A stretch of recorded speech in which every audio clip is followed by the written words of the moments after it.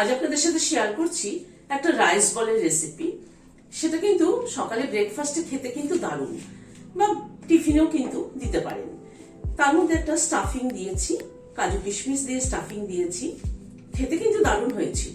চলুন তাহলে দেখে নিই কি করে বানালাম।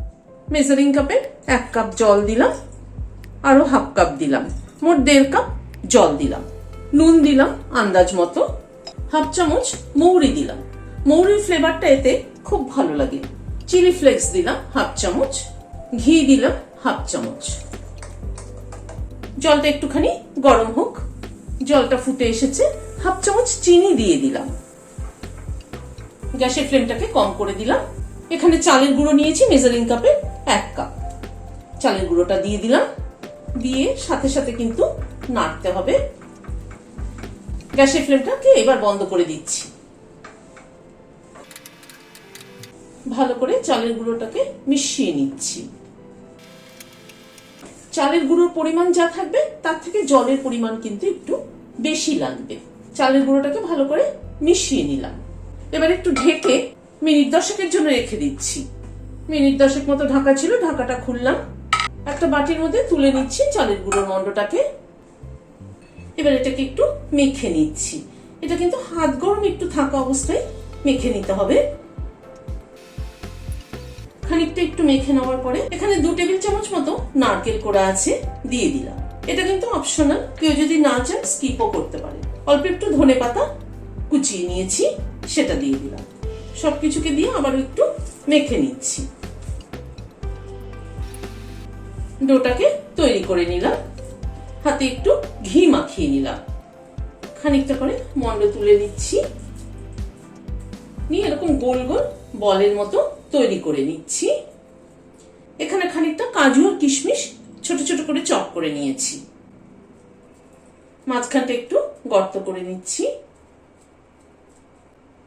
কাজু আর কিশমিশ একটু এর মধ্যে দিয়ে দিচ্ছি,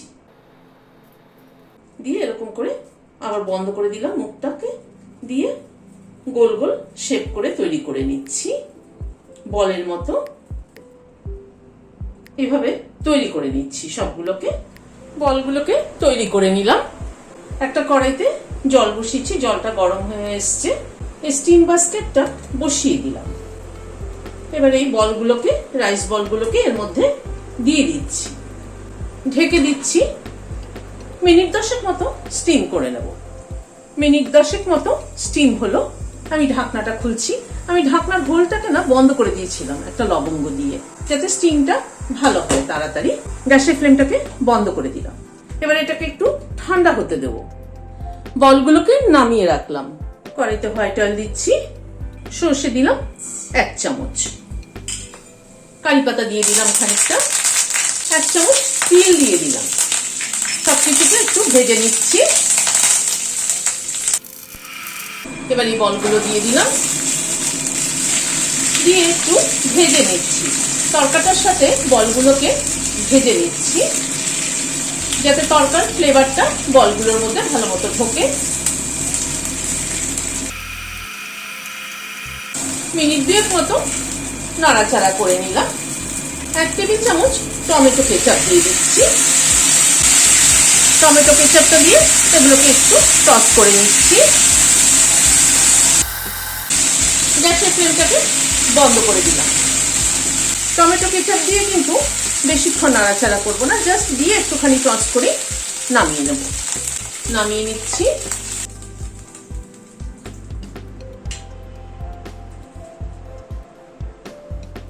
ভিডিওটা যদি ভালো লেগে থাকে তাহলে একটা লাইক এবং সাবস্ক্রাইব করার অনুরোধ রইল। আজ তাহলে এখানে শেষ করছি। নমস্কার।